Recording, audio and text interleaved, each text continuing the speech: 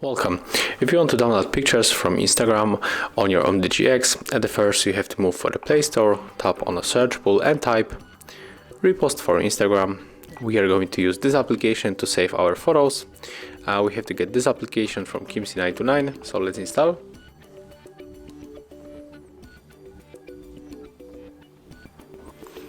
Right now we can open.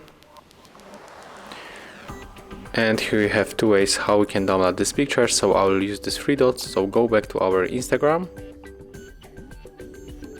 Click here, then tap on the three dots in the right upper corner, then move to share. And right now we have to pick our application. So tap on the Repost for Instagram icon. And next we have to move for this application when we got all photos that were in the post, and I was about to save this one.